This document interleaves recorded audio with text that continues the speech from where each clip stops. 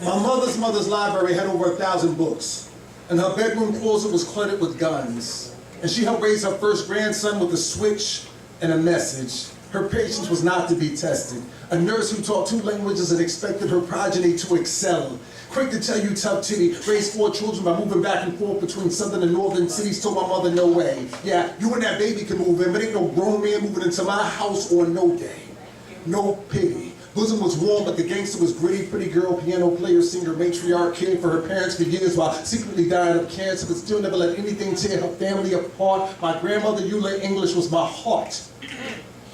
My mother's mother was a school teacher, a black woman with a college degree in the 1930s and 40s. Long before these underachievers came up with excuses, would do whatever she could to make sure her descendants didn't end up shiftless and useless, use candy bars to motivate the children in the neighborhood to study the Bible because she believed that that was where the truth is. Ruthless when disrespected, connected nouns and verbs to put your self-concept in check. Could be expected to rip your ego apart. Named after a city in Texas, my great-grandmother, Galveston McNeil, was my heart.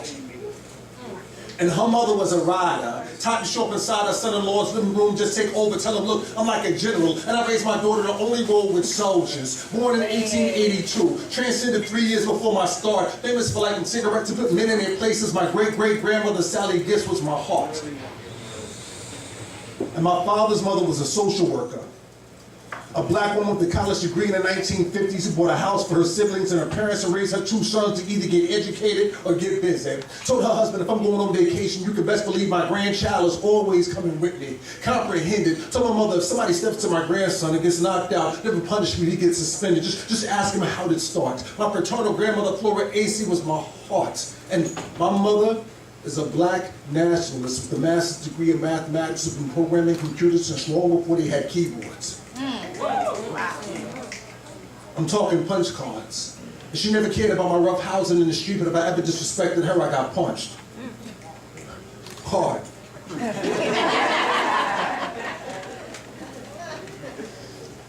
And hit with switches till I blacked out like them computer glitches. And if I came home with B's, she would make me study more to ensure I get the picture. Like tons of megapixels, she developed me to be sharp. Still my favorite person in the world. My mother, Jacqueline Acey, is my heart. I'm a father to my son. And I've been one since the beginning, but every advantage I've ever given him has been the product of 5 women. See, I'm every man in here.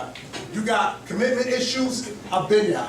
Even been married, in fact, and some work prematurely, perhaps. It's better late than never, but if the first time's the charm, I pray the second time's better.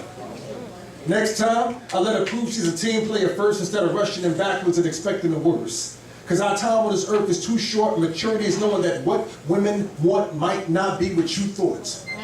And 2 ears and 1 mouth means we could all stand to do twice as much listening, and maybe long-term peace is worth the temporary grief of giving in. And in this world we're living in, being a man means controlling your sentiment, because ain't nothing more important than doing everything you can to always be a gentleman.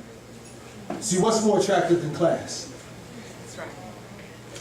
And if she's with me, she don't touch her coat, doorknobs, nor pump gas. I give her the benefit of what my mother's upbringing has. And if you don't be treated with respect, then I'm sorry I have to pass, because it ain't no fun if you can't be spoiled. And the royal treatment is all I do. And I ain't never satisfied till every woman passing by wishes she was you. I'm gonna stop right there, okay? And not the set, just the poem. I'm gonna stop for a second. Just for a second. Y'all all right? Don't look at me like I'm funny.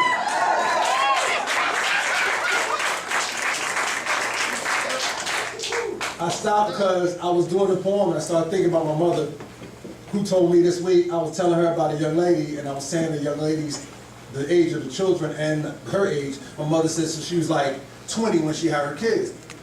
I said, yeah. My mother said, my mother was 19 when she had me. And I looked at my mother and said, but my mother was 18 when she had me. And she's like, I was 18? That's my mother. Then, when Dad did that, I thought about Will.